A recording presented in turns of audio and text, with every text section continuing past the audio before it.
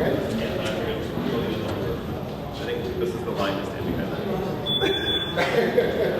Unless you want to tumble into the ground. Okay. I think we are ready. Oh, I'm just thinking about it. Oh, okay. Okay, no problem. Okay, okay, perfect. Yeah. Why don't you come around over here?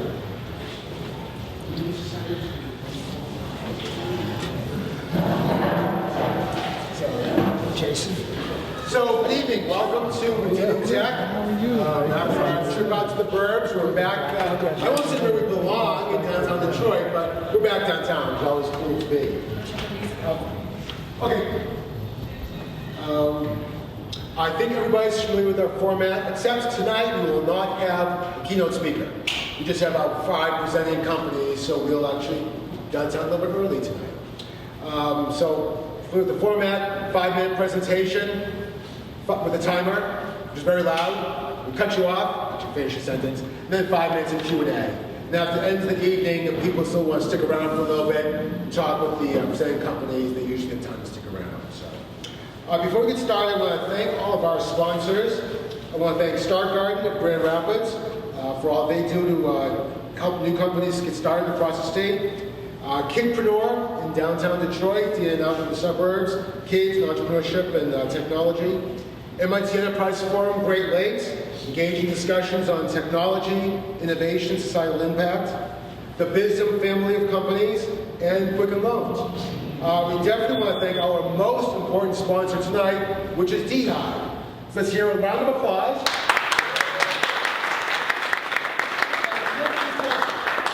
What is D-Hive? And probably it's not a bunch of bees circling around if you don't like bees too much. Yeah, boo bees. Oh. So hi everyone, I'm Jeanette Pierce. I'm the Director of Community Relations at D-Hive. And what is D-Hive? It is this physical space that you are in, but it is much more than that. The idea is the Detroit Hive or Hub, a one-stop shop for everything going on in Detroit. We do residential information connections, job information connections, small business classes, which I'll talk a little bit more about in a little bit, and then really awesome experiential tours, not your double-decker sightseeing bus, like wah, wah, wah, wah, wah, wah, but like all of our tour guides live, work, and play in the city. I myself am a lifelong Detroiter. I grew up on the east side. We have any east siders? All right. All right. It's great. But I've been living downtown for 11 years, for example. And the amount of things that you notice when you're walking and meeting business owners and hearing their stories, and that's what we really do, is get people knowing as much about Detroit as possible, especially locals, really focusing on getting you knowing more about Detroit. And so over here, you can check it out later. We have a lot of our great resources. This is the really fun one. This is the checklist. This is the 138 bars and restaurants just in this 1 square mile. Not counting the Jimmy John's, McDonald's, or lunch spots. And when you flip it over, you get another 133 in the 1 square mile beyond that. So just when you think you've been everywhere, you can grab a checklist and check it off. We also have lots of great resources for entrepreneurs, which I know which is why you guys brought you here tonight. And one of those things is the BizGrid. If you have not seen the BizGrid, it's a really great, and we also are about to launch an online searchable version of this, but it just talks about the many different organizations that offer different things for entrepreneurs, and then it talks about what those different things are, and you can kind of follow and what stage your business is in. And then we have our small business class, which is called Build, which is so super successful. We've just been selling out. As soon as we announced the class, it's sold out. It's an 8-week project planning and business planning class. We're just about to start our 30th class, I think. We've graduated over almost 300 people through that, and it's been really, really successful. So if that's something you're interested in, you can check this out and get on the list for when the next classes will start. So lots of other stuff. There's the residential stuff, the job stuff, and this really sweet map, and it actually lists restaurants, bars, shops, museums, galleries. The idea is get out, do more, and let us help if we can at all. And then we also have this physical space. So we have a meeting room in the back. Like if you just have 6 people and you want to meet and have a kind of conversation or whatever, you can just give us a call or an email and use that.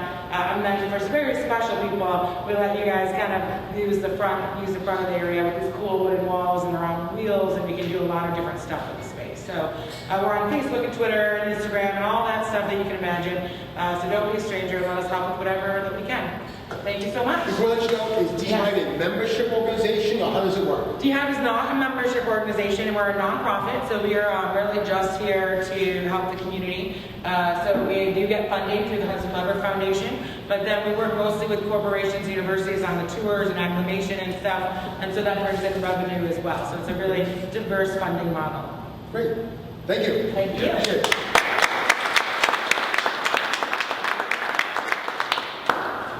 Okay, let's go ahead and get started then. Kyle? As Kyle slowly walks his way up, Kyle has trained horses for the Olympics. He's worked for Celine Dion. He grew up in rural Pennsylvania. After going to college in Williamsburg, he lived in New York City, Annapolis, DC, Las Vegas, Bloomington, Indianapolis, and Chicago. People that move around that much always have a police rap sheet, and they're trying to get away. So you catch them in the corner, you can see what they were chasing him for. Moved to Detroit just last March. Chicago, he owned a dog walking and training business. Every time he onboarded a new client, he'd ask, where's the closest park? Stuff like that. So after posting several pup crawls, Bark the Goat, 2012, and dog friendly scavenger hunts, he realized it was time to make his knowledge of dog-friendly places more easily accessible. So let's hear about what you have to say. I'll set my timer for 5 minutes. Take it away. Thanks. So, like it was nice, my name is Kyle, and I'm introducing AllRoverTown tonight. So first I have to ask how many people in the room actually have a dog? Okay, so the folks, you will actually understand. The rest of you are probably like, this makes no sense and there's no value. But if you're a dog owner, you totally get the value. So just, I'm prefacing with that ahead of time. We're gonna start off by meeting Gatsby. Gatsby is my dog, and we just want to show you a little, there we go. So, this is Gatsby in downtown Detroit. The sad thing is because Gatsby's 90 pounds, I have a lot of limited housing options. But this is a dog who sits at crosswalks when people are walking around him. He's a dog that, if someone gets to meet him, they know exactly that he's not the dog who's going to destroy your apartment, or he's actually going to be helpful to have in the building, especially in Detroit, where a lot of there's security concerns, or dogs are kind of a natural security thing. This is last night out on Jefferson, just sitting waiting for traffic to go by. So, but because of his size, it's limited. So there's a big problem in the US right now with dogs tend to get relinquished when people are moving. Usually because a landlord, doesn't allow it, or someone, they want to move into a really nice building but only take certain level dogs. So they end up giving up their dog to a shelter or a friend or a family member, but they tend to relinquish them. And it's usually there's a pet deposit fee, some things that are related to when you move with a dog. It's challenging to find housing, like rent.com and places. They might say it's dog friendly, but you don't really know all the stipulations around it. So what we're trying to do is create AllRoverTown as kind of a hub for people to find dog friendly housing near them. Makes it easier for them to find a dog-friendly apartment, and then also locate dog-friendly businesses and bars. DHive, actually, I can bring Gatsby in here when I'm out on walks. And then it gives a landlord the added security of knowing that their tenant was background checked. So we're doing this background checks where we'll give them kind of a score. Like Gatsby would be a really high-level score and wouldn't be as much of a risk, and someone else might. Partnering with the AKC, the American Kennel Club, they have a Citizen Good Canine program to help validate that score. So a user might come to the site and they get their background check. They search for apartment inventory, and then they get approved through the landlord, so the landlord actually can see all that information. They'll receive guidance to help them with their move, and they'll help find what's around them. Information, tips, make their moving day easier, and they can attend AllRoverTown events to kind of stay connected to their community. The market size is huge. As many of you probably know, the pet industry is pretty big. There are about 83.3 million dogs living in the US, and that's more dogs and households in the US than the population of Germany. There was more money spent last year on pets in the US than the gross domestic product of Guatemala, Bulgaria, or Costa Rica. So it's pretty intense. The 19.8 million represents the dog and renter-occupied homes in the US, and we're targeting initially, our target market is about 50,000 between Detroit and Chicago. Industry trends have been growing by about $3 billion a year since 1994, which is about 5% growth every year, so the money is definitely there. We're rolling out on a 3 roll-out effect. So right now there's a prototype up that's basically just search-driven, and then we do our events through Meetup, and we have special offers that we'll email out to the group. Phase 2 will have classifieds, more of the background checks will get loaded, and be able to connect with people. So landlords can connect with tenants, and people can connect with each other. And eventually have market data that we can sell, and commerce having sites on the site for sale. So, kind of our 3 streams of revenue are through membership, so a freemium model, events, so event-based revenue, as well as affiliate sales, so promoting someone over to a vet or a groomer in their area, or it could even be, we might actually have group memberships through, kind of like AAA, like an association, where people are getting discounts on their pet insurance through there. So we're kind of rolling this out by building a community through the website, by partnering with the American Kennel Club, through a meetup group with over 600 members in Chicago. And then I have these fun events that we do called like pup crawls, and I had a big event in Chicago during the election that was bark the vote, and dogs actually went out and voted at the polling places, and it was a lot of fun. So it's kind of the way to get it out there. Our team, myself, I'm the founder. Gatsby's the top dog, so he was going to come tonight, but I just had to leave home. Ashley, who's here tonight, Ashley Van is our new art director, so we're going to be revamping the site this summer. And Maurice Williams is my new lead developer, so he's going to be redoing the site for us as well. So we'll look for you all to sign up and hopefully give your feedback and things about the site, so as we go through the summer, we'll be ready for the fall for a big relaunch. That's AllRoverTown. Any questions? Yeah. Hi, Mark Bennett, nice pitch. I saw a deal in New York, which is essentially Facebook for dogs. Right. You seem to sort of vary that, the whole social media aspect. Is that something that you think could bring a lot of value here, or? So there will be. A lot of the things, the piece of AllRoverTown is giving kind of the dog the identity. So when the owner logs in, it's not so much of, right now the search is focused on you put in the weight and size of your dog, but it'd be more like, welcome back Gatsby, we know that you're a 90-pound Weimaraner, this is what's available to you. But yeah, so that Facebook connectivity of dog owners connecting is definitely a functionality. Like the dogs, dog dates, dog park, Correct. all that kind of walk I dates. tend to remember the dog's name before I remember the owner's name. So it happens at the dog parks. Saturday mornings, there's a lot of us at the old Tiger Stadium. We'll kind of meet up. I recognize all the dogs, but I wouldn't remember the owner's name half the time. So yeah, it is definitely that connectivity. A lot of dates actually do come out of that. Friends. I met back in Chicago last weekend, and a woman was at one of my events last Saturday or Sunday. And she, 2 years ago on one of my scavenger hunts, actually met her best friend. They were both new to the city. And they met, and now they hang out at the same bar every Sunday that they found on that event. So it's kind of a great way to build that community. Can you talk us through what is the background check? So a background check, basically, it's like a credit report, almost like a credit check. So it gives, based on if you're an AKC Citizen Good Canine, a Good Citizen Canine certified dog, you would have that would factor into the score. Additionally, we would have certifiers that actually are checking pieces like your vet bills and your vet records to make sure that this dog actually, the owner is taking care of their dog right away. The Good Citizen Canine program takes into effect 10 different points, and we'll work with them to get their certifiers in the field and kind of pull their data. Yeah, so, any other questions? Yeah, of course. So how is the Good Citizen Canine program working now? How are they using that in the field, and then how are you going to fit next to them? Right. So they use it in the field. It's really under marketed. I think that's a lot of where we're looking at adding the value for them, is being able to get it out to in front of the landlords, to get the landlords to understand and kind of helping promote it. The way that's being used right now is more for certification, just for people to feel good about their dog, to be able to say that what I do with my dog. And it's more of that like stamp of approval, my dog is awesome, but there's not that next step of, because my dog, like a guide dog obviously is certified and can go on planes, no matter their breed or age or size. It's that concept of, now you have a certification, what can you do with it? Where can you shop and what can you do? Yeah. Anybody else? Yeah? Yeah, what do you anticipate membership to cost? So most of the features will be free, so mostly be a freemium model. We're looking at around like $4.99 a month. Up to as high as maybe $19.99 a month, depending on the level. More of our funds will be made for businesses that want to lock down the features on their page, or be able to get market data, engage with their users, to post events and open and announcements through their page. And then the large market data, that's where you're looking at, the one-time spends of $10,000 to $150,000, depending on the size of the company. Yeah. Two questions, not-for-profit or for-profit, and what's your asking? We're for-profit, and the ask actually is just to get people to sign up and start using the site. We actually have a full sweat equity team of developer, designer, and myself. So we have the business know-how, we're able to do that. Looking to kind of getting that user acquisition right now. So that's getting those users on the site to test the interface experience and let us know, hey, this is where I would change this or that before we roll out the next version. Cool. Well, thank you all. Yeah. Great, thank you very much. Anybody have a dog? Summertime is coming, so you need your knapsacks to go to the dog park. So he's up here if you want. Okay, great, thank you. Yeah, of course.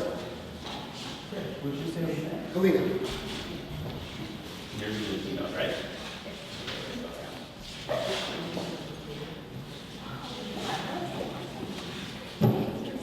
So, while Kaleena slowly walks her way around the table, Kaleena was born in Detroit. She also has a really big rap sheet. She's lived in Chicago, Boston, and New York, and now she goes back and forth between Michigan and Orange County, California. MCAT.me has been completely bootstrapped from idea to paying customers over the course of just 1 year, with all development and marketing being handled in-house. So Kaleena, go ahead, take it away, 5 minutes. All right, so hi, I'm Kaleena. So basically, I took the MCAT when I was in college, and then afterwards I tutored it for several years. And then last year, I was downloading fitness apps because I love to track all the data, how much you spent time running, how much did you lift, and then I realized, wait a minute, collecting all this data and making it useful is fun when I'm working out. How come we don't have this for test prep? So then I came up with MCAT.me. So if you're not familiar, the MCAT is medical college admissions test. So it's a very long, difficult exam. There's a lot of content on it, so it takes a long time to prepare. So students are often taking a prep course or they're studying on their own. But the bottom line is that they're usually very overwhelmed. They have a lot of activities on their schedule because they're pre-med. And they're probably feeling isolated, alone. They don't know what they're doing. They don't feel like they're measuring up to everyone else. So the solution I'm introducing is MCAT.me. The whole idea is to create a platform that is a positive reinforcement space for students to come and collaborate on their test prep together. So the MCAT itself has been increasing in those that have been taking it over the past 10 years. An uptick in the need for general practitioners and doctors in general has fueled a lot of interest in students going to medical school, and therefore they have to take the MCAT to get there. 80% of the students that take the MCAT every year are spending over $2,000 on their test prep. And one reason they're investing all this money is, like I said, it's an intensive test, and they're usually going to be putting in hundreds of hours. Now, if you're putting hundreds of hours into something, you want to make sure that that's quality work that you're doing. You're not wasting your time, and that you're staying on track. Because if you get behind schedule, when you need to make up hundreds of hours in preparation for a test, it's not pretty, but less than you need to. So students have taken to social media to express their frustration and their need for this kind of collaborative, positive reinforcement environment. Whether it's on Twitter, Facebook, or Tumblr, they're there, they're talking about it. This is a screen grab from YouTube. So if you can imagine, random videos on YouTube is not exactly the best place to form a community. It's sort of hunt and peck. We need to bring all this information together. This is a screen grab from a student who pulled her scores off of her test prep website, which she paid thousands of dollars for, and is sharing it on Tumblr. Shouldn't she be able to do all that in one place? So if you look at what the competition is, or what's out there right now as far as what's available for students like the MCAT, you have your traditional classroom test prep companies, high expense, and often when you're in a classroom you don't know anyone, you're feeling really intimidated by everyone around you, you don't want to reveal how much you yourself don't know or you're not comfortable with material. So MCAT.me's advantage in this case is that you're providing meaningful data and feedback because you're doing collaborative prep and you're having a more positive experience along the way. There's a lot of online tools that students use. This quote here is pulled from a pre-med forum. I'll just give you a quick taste of it. They start out by saying you're not getting into med school with a GPA that low. And they finish with, I predict that you even have trouble with most yoga programs and wouldn't get an interview in mine. Oh, that's so friendly and helpful. Thanks for sharing that.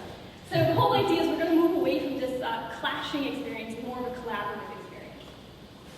As far as monetization, we're looking at a low monthly subscription. So for the cost of your Netflix account every month, a student can feel well prepared for their MCAT. This is going to work for self-studying students because they're going to take advantage of great value. They're going to have that structure that they're foregoing by not taking thousands of dollars worth of test prep courses. And on the prep course student side, they're going to have this positive social outlet that they can complement their prep with. So let's see if I can do this real quick. I wanted to give you a taste of a live picture of where am I? Okay, one bit to Chrome. My name is Cal. Okay, so just to do.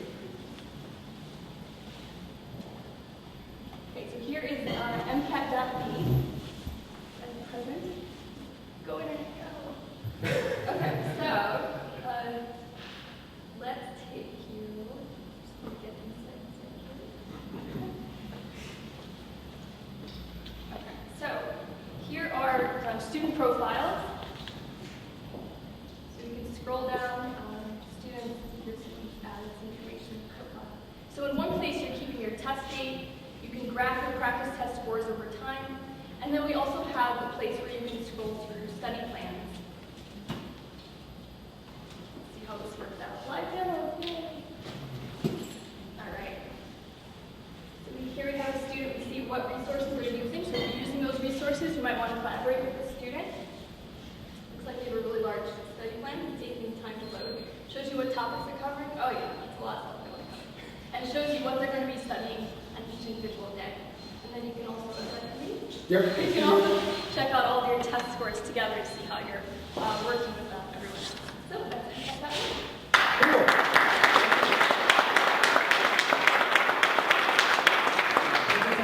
Questions? Yeah. Two questions. One is, are you providing the test materials and so forth, or is it up to students to provide that and then they share it with other people? So right now, my goal is to impact.me is to be a tool. So we're not providing the content itself, we're providing a way to organize and create meaningful data from all that content. So some students are going to be using textbooks that they buy in a store. Some students are going to be using online videos like Khan Academy. So by setting up study sessions and have flexibility in putting those resources on there and sharing them collaboratively, you can have hyperlinks to information on the web that you're going to use. You can have references to the page of the textbook you're going to use. So it's going to be resource agnostic. You can use any kind of test prep you're using, and that when you're not segregated, if your friend is using one test prep resource and you're using another, you can still have some overlap in between. Okay, and then the second question is how long is the preparation time between I start thinking about the MCAT to actually take it? Well, you get about a year ahead of time that the session open for you to schedule when you're going to take your test, so then it's up to you how much time you want to put into it. Some students try to squeeze it into a month. Most students take around 3 months to study. Some students study 6 months, a year, or more. So does that mean that the life cycle of a customer is at most 8 months? That's correct. So we're going to have a lot of turnover, Okay. but we're also getting new students in every year that we know of. Then my question kind of piggybacks on this. Are you planning to integrate, I guess, the people who are taking step 1, step 2, once they get into medical school? Absolutely. I mean, we've already got their email address. They're going to be taking more tests in the future. So might as well just say, hey, that worked out pretty well. Why don't you come back and organize for the step 1, step 2, and tell your younger cousin for the ACT, the SAT, the GRE you're going to take. Why not? Yes, please. How long have you had the website up and what's your traction? So my website went into beta users around September of last year, and I opened it up for registrations 4 weeks ago. So Where are you at in 4 weeks? in 4 weeks, I have 4 paying customers and 1 person currently in a trial, and I'm working on building up that sales funnel and getting more people in the back. How many people approximately per year take the MCAT? Approximately, well, it's been going up. So last year was over 80,000. No, I'm sorry, last year was over 90,000. And this year it's probably going to be upwards of 100,000. Yes. How do you plan on acquiring users and raising awareness? So I've got a whole acquisition and activation plans laid out. But the biggest thing that I've been doing is social media. Because the thing about students is that they all want to know what everyone else is studying and how they're studying. That's the draw of MCAT.me. You don't want to miss out on something that other students are taking advantage of. So it does have a very vital opportunity there for students to share within their own networks. And the more students, the more friends you get on, the better a tool becomes. Yeah. So you want to invite your friends on because that's going to help you run better. Yes, again. Right now you're hypothesizing. Correct. Okay. Of the 4 people that you have as paying customers, have you asked them what made you come here? What made you pull up your money? I have sent out a couple surveys, feedback I'm not requests. talking survey. Sure, Talking sure. specific questions of challenging your hypothesis at this point. That's what I'm trying to see Right. what you're doing. Well, the question that I've asked is, because I've invited beta users onto the site too, so they are not paying customers, but I have, and there's also a free profile option, so you can't create study plans, but you can track your practice test scores. So I have over 90 members on the site, and of those 90 members, I have currently 4 paying customers, 1 person in a trial. So the Of those question, 90, have you asked them Correct. your So that's what I hypothesis. did. So I asked them, what is MCAT doing for you? Is it helpful? What can I improve for you? And the number one response I got back is they wanted more collaborative content. And I have been working on a feature for the ability to create your own quizzes, create your own flashcard stacks, create your own sort of sections or course work on the site. So I really want to boost that up and get that more into development, because even before putting that on the site, I already had it sort of coming in the background. Students were saying I was looking for something more collaborative where I could share my materials. And I think the best way to do that is to not only have the students create materials, but then I can introduce also a tutoring backend where independent tutors can come and create courses. And then they can sell that course material to the students on the site. So we can also become a marketplace at the same time. Great, timing was perfect. Excellent. Thank you very much.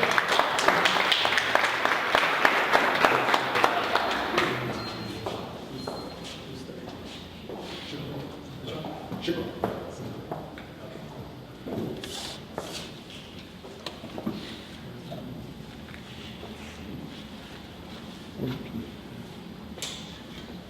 Okay. Sigor told me by a little bit of background, he can read and write Arabic, but he can hardly understand it. So on one side of the brain and not the other side. He was also a semi-finalist in the Accelerate Michigan Innovation Competition. And for him, it validated his startup within about a month of being exposed to this technology. So really steep learning curve, but I said, yes, you're on the right track. So go ahead, take it away, 5 minutes. So my name is Sigor Bhuiyan, as you mentioned, and I'm here with SIB Medical Technologies, and we're focusing on the one known sector known to save lives. And so this right here, just before I begin, is BRCA1, which is for breast cancer. And this is a genome sequence showing the wild type on the top and the mutation on the bottom. As you can see, there's only one change between these two. Now, the reason I wanted to show you this is because colorectal cancer operates pretty much in the same way. Usually, individuals with colorectal cancer, they don't know it's happening until it's already happened. However, stool samples, currently how it's done, stool samples are used for visual analysis. So you pretty much look for blood inside the stool samples, and that's how you detect colorectal cancer. There is a better method, and it relies on the DNA, RNA, and molecular structures that's inside your stool samples. So besides colorectal cancer, there's also gastrointestinal illnesses, there's bacteria and parasite testing, as well as other diseases they can be used for. Because it's colorectal cancer, it's the second leading cancer with almost 50,000 Americans that lose their life to colorectal cancer. There's many factors, from awareness to even just the tedious and awkward process that's involved for screening, to even just the negative connotation of what colorectal cancer involves. Usually you have this idea that a doctor straps on gloves over there. The rest of it. If there's a appropriate screening, there's almost 30,000 lives that can be saved. Now, sadly, there's only a 50% screening rate. Now, the other direction of this entire market is it's headed towards a personalized therapy. So that means all the FOBT and FIT, which is relying on the visual diagnosis of blood samples, is going to be shifted towards a DNA and RNA type of format. And besides just the overall market issues, there's also the specific issues of toxic preservatives. In order to preserve DNA and RNA structures, you have to use toxic preservatives, whether it's RNA later, vaccine, or the other different preservatives that are available currently. Now, with the toxic preservatives, there's nearly 300 cases involved, from allergies, hormonal imbalance, infertility, and so on. And sometimes even say so on the labels that you get with the kits. In the kits themselves, there's nearly 5 to 10 components that are included. So different vials, this little container that you're including, and gloves, of course. And it's overall a costly and tedious process because there's so many interactions with the users. They have to not only take the sample, they have to pour in a toxic vial, they have to shake it, step 20, and so on. Other than that, there's also a researcher flexibility. Researchers are limited to what they can do with the test. If it's only RNA later, then they're only going to be able to do such and such test. If it's only this kind of preservative, it's limited to the test that do on preservative. So this is where we excel at. We're offering a device that's simple, safe, easy to use, and also saves insurance, labs, and hospitals money. It's simple because there's really no other steps involved with it, except taking your stool sample, placing it into the container, and sealing it. That's it. Once you seal it, the preservative immerses the sample, and there's no other steps involved. It's safe because there's no interaction with the patient with the preservative. There's no other unnecessary steps involved. And for researchers and researchers and labs get other samples that you can put in. You can pretty much fill your device with any types of samples you want, so you can run with many different types of samples and tests. As I mentioned, because we're replacing other steps of preservation and collection, that means we're reducing the other files that are involved, the other preservatives that can be used as well. So essentially, you have a lot fewer components involved. You're saving money as well as you're able to effectively screen users because one, you're allowing them to have a less tedious process where it's awkward and first of all it's stored already. So you're giving them a refined process to do the sample collection. We're basing our research off Wayne State University's technology that has had over 130 units involved in the pilot study with over 60 subjects. The nature of the device is you simply pull the lever, the preservative falls on and immerses the sample. We've taken this device, we've iterated on it, we've made it where you just simply close the top and the preservative falls down. 90% of individuals with colorectal cancer are over the age of 50, so that means that's nearly 100 million Americans that are over the age in the U.S. Of that, as I mentioned, only 50% are annually screened, so this means 50 million Americans. Specifically for SDNA kits, there's almost 4.5 million screenings done annually. As I mentioned, there's also other uses for this device. It can be used for forensics, surgeries and biopsies, even NGOs and other international uses. In terms of bacterial and parasites, there's nearly 600,000 Americans, 600,000 procedures. We're planning to sell this device for only $20. For the initial prototype that was made, it used only roughly $7 just to create that component. If we're able to mass produce this product with our second iteration, we're actually able to bring down the cost to almost nearly $3. Our other competitors, they don't offer the idea of simplicity and safety, so usually you have to break open the seal and then pour in the vials. So it kind of defeats their design purpose. Okay, so we're planning to license the technology, push it out to labs, clinics, and hospitals to the already established channels of medical distributors. These are our team members, myself. We have a finance student as well as another pre-med student who's helping to push this technology. We have doctors with over 45 years of experience, specifically 13 years in colorectal cancer, and they have a $2.5 million grant with the NIH for further colorectal cancer research. And we are SIB Medical, and we're focusing on one second on safe lives. Thank you.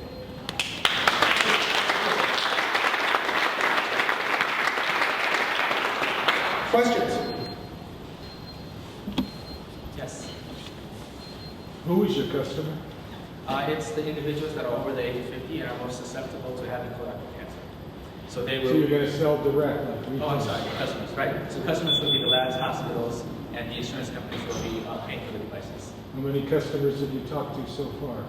We have not yet talked to the customers directly, but we've got feedback from over 200 users, specifically patients, just to figure out how big the device should be, what the specifications should be, and get their user input before we go out to actually talk to insurance companies, labs, and hospitals. Yes? Are you trying to raise money or are you just pitching the idea? Well, so far we, as you mentioned, we've been at semi-finalists. Last year, for our salary mentioning, we raised $15,000 from the second phase prize.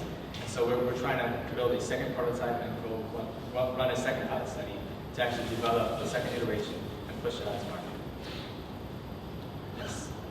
You said the device is $20, but what about the testing on the back end to determine what has been collected? Absolutely. What's the cost of that? That cost ranges from, I think, $20 all the way to $500 or so. So we're not changing that process. The only thing we're changing is the device. We're just giving them a new device, and everything else pretty much stays the same. Yes. Are you familiar with ICOR? Yes. Innovation Corps. Are you headed towards that?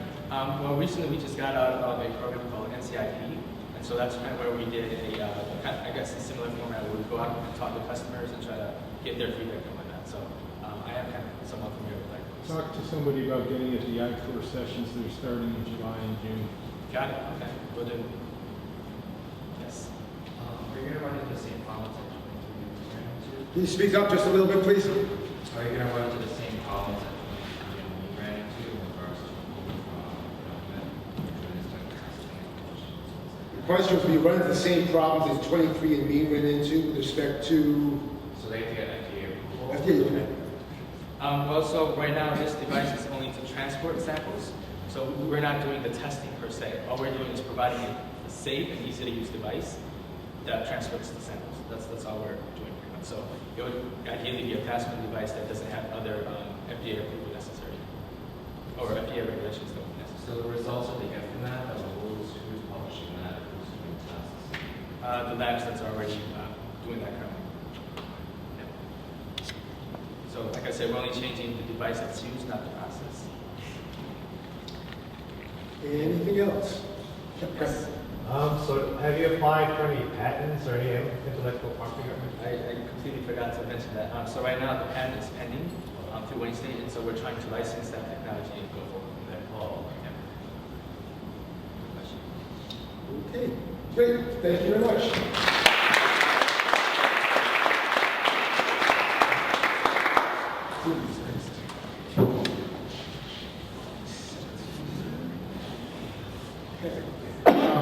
Kun's currently a graduate student at Wayne State, got his bachelor's degree in computer science in China, and now he's working on his PhD in the area of biorealization and cloud computing in the electronic and computer engineering department. Asked him, how did you get this idea started? One day he and his lab mate were sitting basically next to one another, wanted to share a file with them, neither one of them had a USB flash drive. So kind of sitting at one another, now what do we do? To hold up one file, Dropbox, email seemed kind of tedious, so they started to build their initial DragAroundMe prototype, simply to exchange files between two nearby people. So it's basically a cloud-based USB flash drive system. So Kun will go ahead and take it away in 5 minutes. Hello everyone, my name is Kun Wang. I'm here to introduce to you DragAroundMe, the simplest way to share digital content with people near you. So before I go to too much detail, let's assume Bob and Lucy are in a conference, and Bob wants to very quickly share a file with Lucy. So what might be the options for Bob? The USB flash drive may not be compatible with the mobile devices.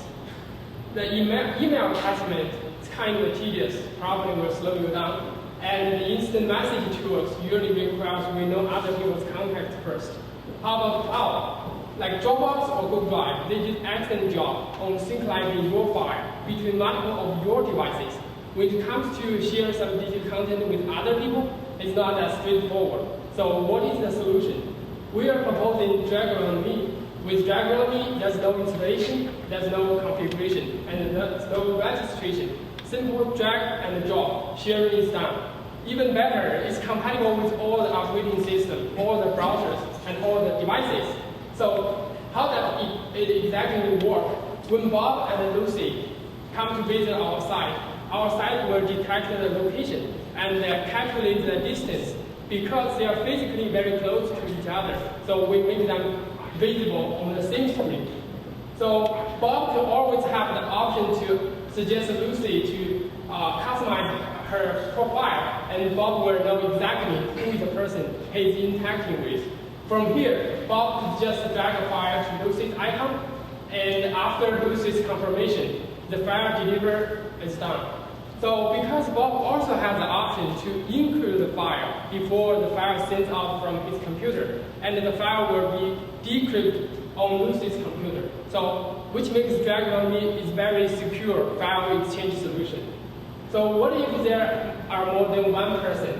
By default, DragAroundMe will only choose all the nearby people within 1 mile radius. We assign each user 4-digit unique ID, which allows users to invite remote users, say for example someone from California. We also allow users to very quickly type their name, like identify another user within seconds.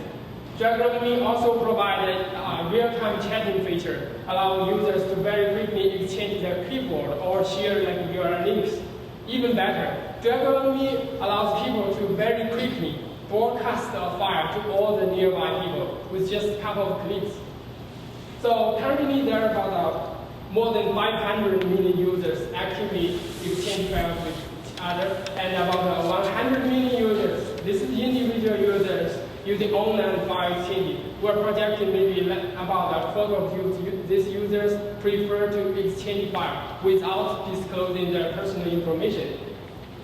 So we have Google Drive, we have Dropbox. Why do we need DragAroundMe? DragAroundMe is not the replacement of your Google Drive or Dropbox. It's a complement. So users can choose a file from the local computer or from Google Drive or from Dropbox and share it through DragAroundMe. So there's no more email big attachment. There's no more copy and paste, like share your links. There's no more create folders, send invitation, and in order to share. There's no more ask your personal account before I want to share some digital content with you. So everything could be done with just a couple of clicks.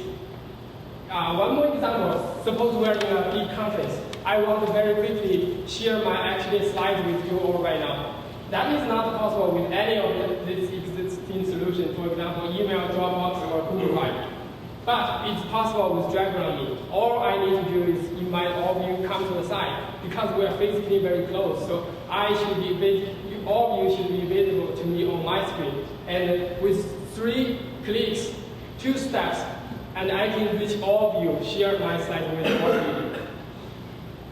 So currently, most of the features on DragAroundMe should be free, and we are planning a freemium model, and which allows users to send large files or have a higher bandwidth, so which means users can receive the files faster. We're also planning to target to business users. For example, we have like a 24-hour live icon on our site, so which allows the business users to interact with the nearby customers. We also will have embedded advertisement on our mobile app and our website.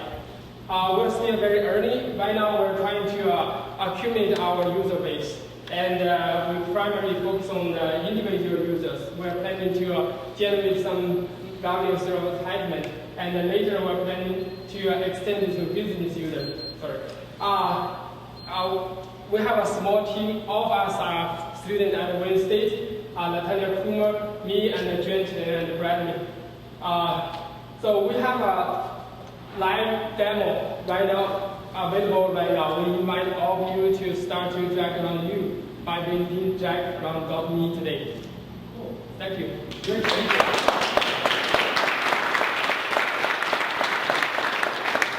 Questions? How do you know where people are around you? If I'm on a cell phone, I'm on 4G, not on Wi-Fi. How do you know that I'm in your area? Sure. Even the 4G, if first, right now what I talked about mainly for desktops. So we detected your GPS location. If you are using a mobile device, we also connect your GPS location. So we calculate the distance between like these 2 geolocation, GPS location. We will find out like you are close to each other. If in case you are like disable your GPS, then by default you will not see anyone around you. Other people cannot see you too. Actually, our site also have a feature allows you to hide yourself. But if you hide, you cannot see other people, you can still invite other people by using that 4-digit ID. You consider that as, I know like in business applications, you're going to have, like in my office building, we have 6 people in the conference room here, and there's 12,000 people all in the same wireless network, so we're all going to be, very pinpointed, very close together. What's the narrow down, like, I don't want to see 12,000 people to choose from, I want to see just the 6.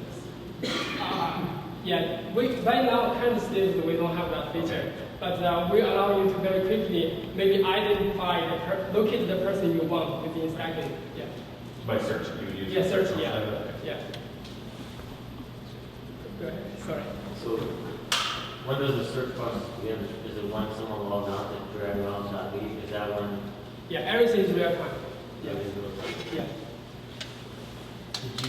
Were there any patents available? We're working on the patent actually right now. What's been your traction today? We were in the Tech-Town program last summer together with the SIB program. So right now, we are still trying to promote, market this site. We don't have a lot of users right now. Most of them are invited. And during the program, we go to talk to students, primary students, and invite them to get feedback, try to improve our product. Do you have a definition of a primary user for your product? Sure. Right now, currently our focus is like a study group. Because we are students, it's easier to reach to students. So we go to the library, talk to the students, it's like in a study group, they are very quickly to exchange the those stuff. How much is a study group willing to pay for this service in order to exchange their stuff in the study group? To be honest, our business model right now is still not entirely clear. So we try to get as many users as possible at this stage. We have some other premium features for the individual users, but we're not expecting those students will be willing to pay to us because they want to share like the faster. So what does that tell you? Sorry, Steve? So what does that tell you about your primary, what you got defined as your primary customer? Yeah. Again, maybe this is like I understand your point. That you're basically saying like the primary user are not going to be our paid user, right? So we're. I personally don't know, but you have answered that question. Sure. So why are you still sticking with that as your primary user? You've got to pivot and move. Yeah, right now we're trying to do everything that we can to just get this out and invite as many users to use as possible.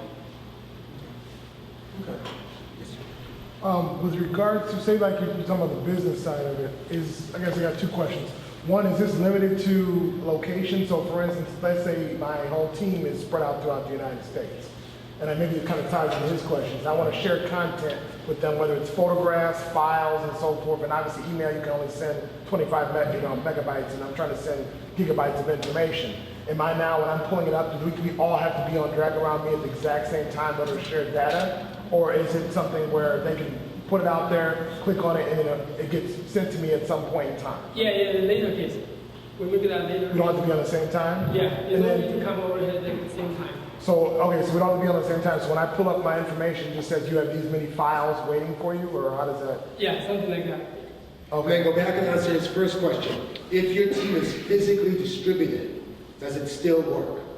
So if I'm in Grand Rapids and you are in Detroit, can we exchange files? Yeah, you can 150 definitely miles do it, apart. but it doesn't involve a little bit your work. For example, we have a team member at different locations. Then there will be someone trying to invite everyone and then build a kind of a virtual group.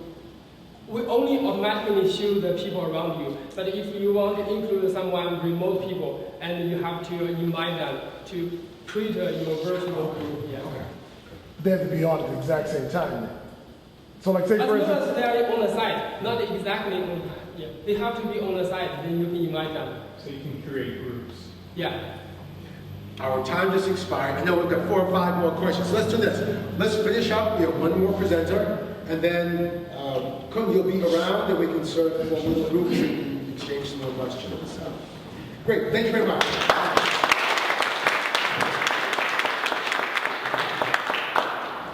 And This stuff's way cooler than ours. Paul is the Harry Potter of the farm tractor world.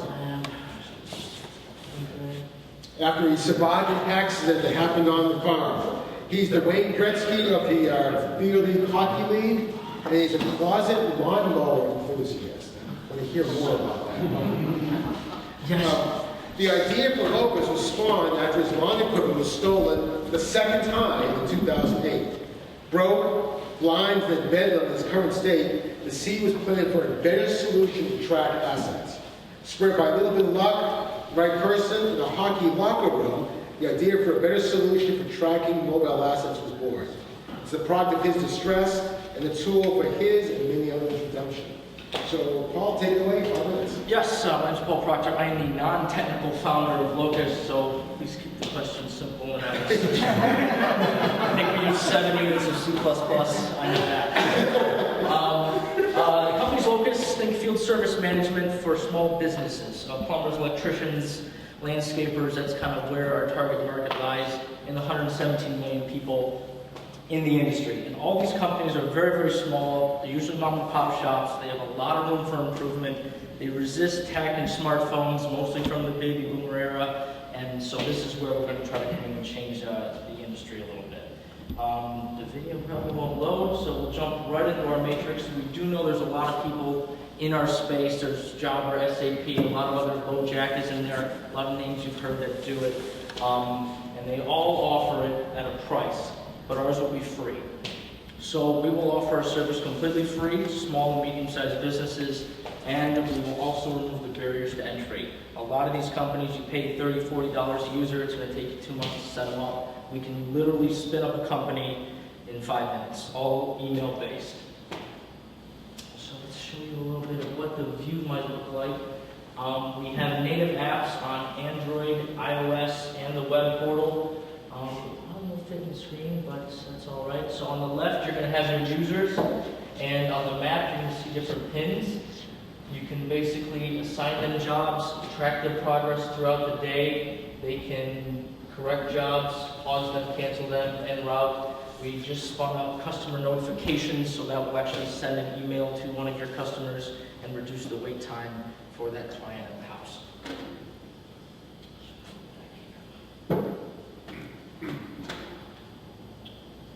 So while we will do this field service management, we will manage your company, mobile clientele, and personnel and trucks. The power that we're really going to have is in the financial service management. We also process credit cards. We can take payment right on site. We do the same prices as Square, so basically Square with a kick. And we will also have a lot of power in data mining, financial services, and other add-ons. So when you need a small business loan, you usually go to the bank. They look at a service business says they don't like what they see, basically because it's based on assets and trucks and the balance sheets and the income statements. We will actually have real-time data for credit card processing, the amount of clients that they have, where their trucks are, and be able to determine the creditworthiness of a business much more better, I guess, than a bank would. And so we can additionally monetize this product by the printing services, factoring, cash advances. We'll probably be financing service clients in probably 2 months. So think heaters, furnaces, we'll be able to finance a customer who needs one through the business and then take X per swipe as the business continues and not charge them a monthly fee for it. We're spinning up OBD readers, onboard diagnostic, that will track the truck itself, which I'm pretty excited about since that's where it kind of started. So, yeah, that's pretty much it. Cool. Very good. Questions? Yes, on the left. How many contractors are you working with right now? What types of contractors? Kind of all over the board. A lot of in the landscaping, since that's kind of where I'm from, so I'm getting a lot of pull there. Plumbers, towing. We got a Notary Republic in California using it. Roofers, electricians. All showing a lot of interest in it, especially because of the pricing model. How many? We've had 1,200 downloads. We launched in December. Yes. Yes, sir. You mentioned a word early on, and you said giving it away for free. Yes. Explain a little bit more of that to me as a businessman. It's a price point. I got my truck stolen, so I figured I went into LoJack since that was the name I knew. It was $900 a beacon at the time, and smartphones were coming out, geolocation was everywhere, and I got lucky with a hockey buddy I stayed with, and he is now our other co-founder. And there's got to be a cheap way to track stuff. So it went from tracking an asset to kind of the phone management system. And it's, the paying for it is a price point for a lot of the smaller businesses. 10 trucks and under. You can do it through phone calls and paper. You really can. You're not going to pay $30, $40 a month per user to try to spin something up that's a little better, that's really going to cut into your bottom line. So if we offer it for free, we can then help them advance themselves as they grow. So we can give them a big business tool for literally almost nothing. How do you cover expenses? Expenses. So we will make money through credit card processing and the microloans and the factory, which will be up in probably Q2, Q3. So currently, right now, we are still in the pre-revenue stage, I suppose. I think we've made like $100 through credit card swiping. And yeah, we'll make money that way. And the OBD readers as well. The truck trackers will be about $10, $15 a month. Yes? So I guess that was my question though. So name tracking is just the vehicles, right? It's not the equipment? The main tracking right now is off the cell phone, the smartphone of the user. So it's a free app on the app stores. You can spin them up, download it, and invite them to a group, and then they would start tracking their phone.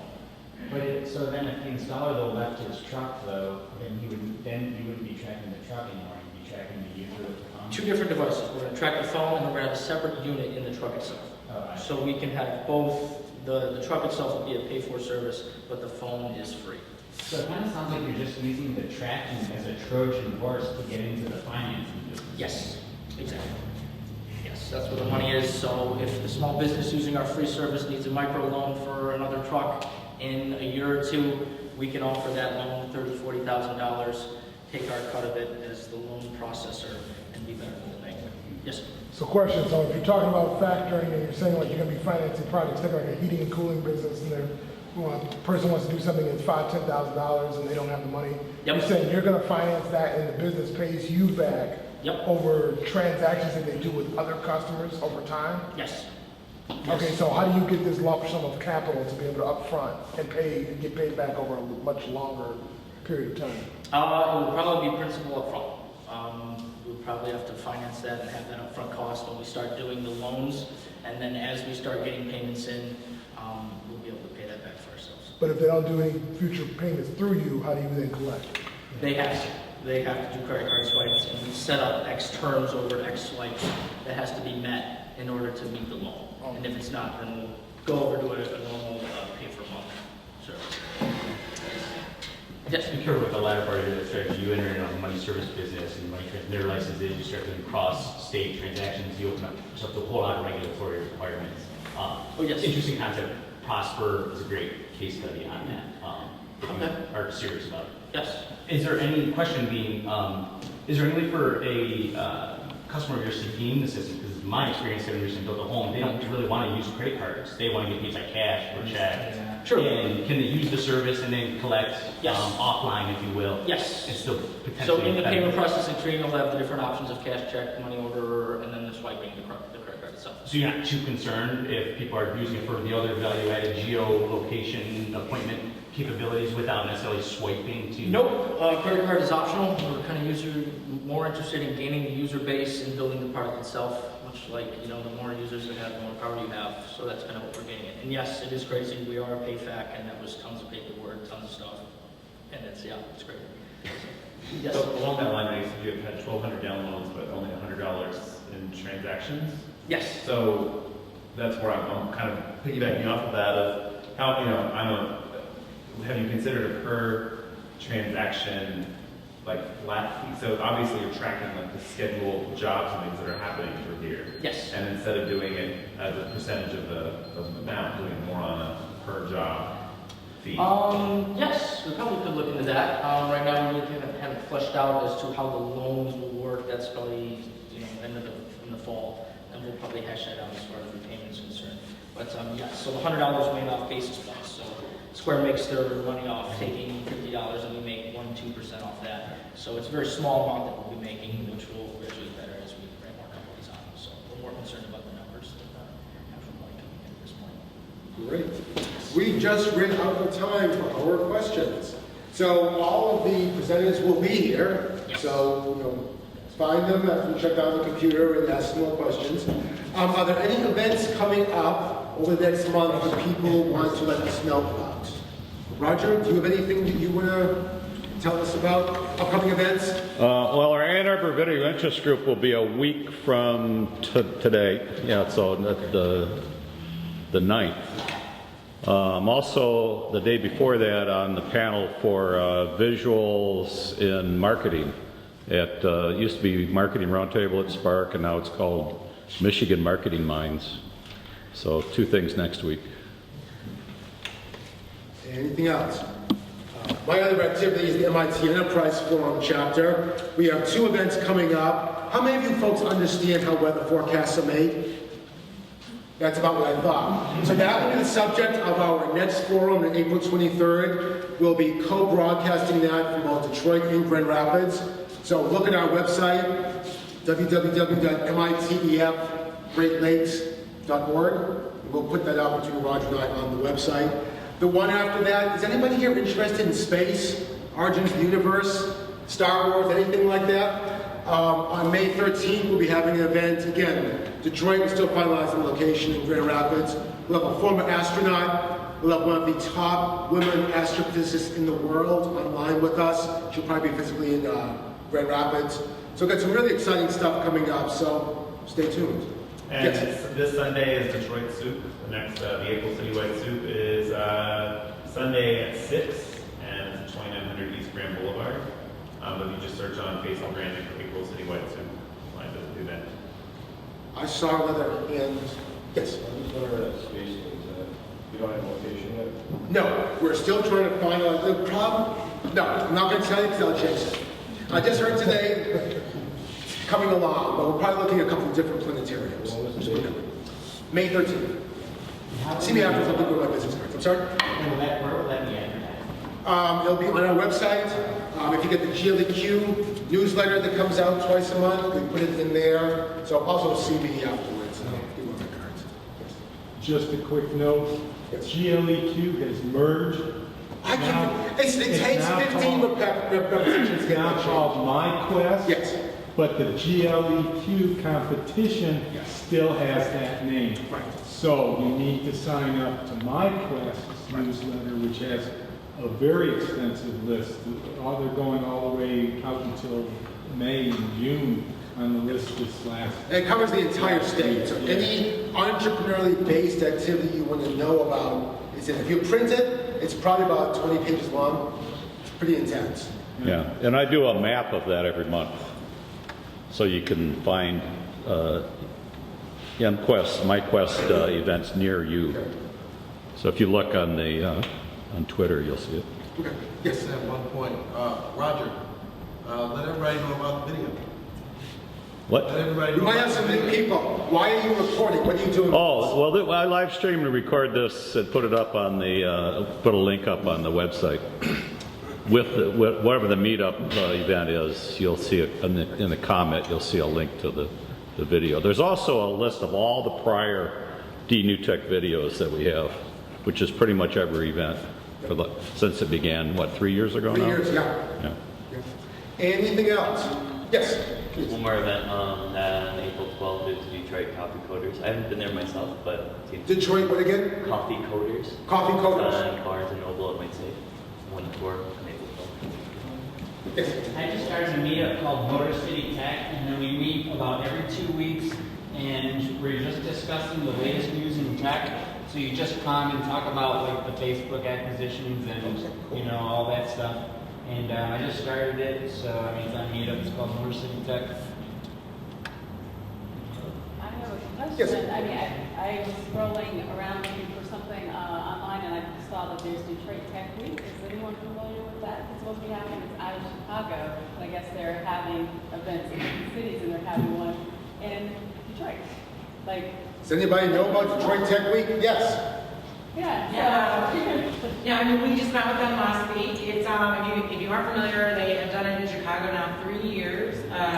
They added Miami last year, or New York last year, and are adding Detroit and Miami this year.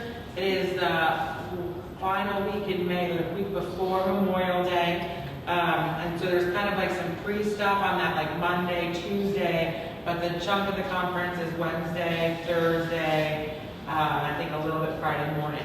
It's going to be at the Federal Reserve Building over here, and there's, I think, a lot of stuff online now, but there's things like, there's some pitching competition stuff where you set up booths, but then, people just come around and talk to everybody, and then they pick some people, and there's that. I think it's a pretty good, I think it's like 50 grand or something like that too.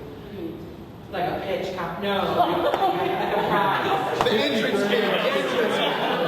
Very pleasant crowd. And you thought that DNewTech was free. $50,000 a prize. And then there'll be a series, there'll also be happy hours and mingling and tour and tech things. So definitely check it out. It seems like it could be cool. Are you guys going to be part of it? We're gonna, we're just helping get them connected to folks in the city and I'm gonna have a DHive table and maybe do a tour before the conference starts. I have heard about that. Yeah, you know, and it's almost like there's a lot of these names, similar things like Startup Week, Tech Week, Tech Startup Week. You know? But it's great, it's good, yay entrepreneurship. I forgot one completely unimportant detail that no one here cares about. Our next DNewTech meetup is the first Wednesday in May, which is May 7th, and we'll be back in Tech Town, which is our original home. At that, I think we are finished. So round of applause for DHive, please.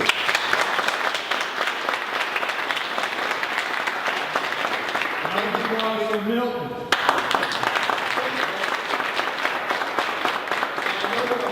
Hands that wanted to ask questions, so we'll move the table a little bit. You can find your presenters and keep asking questions. Thank you.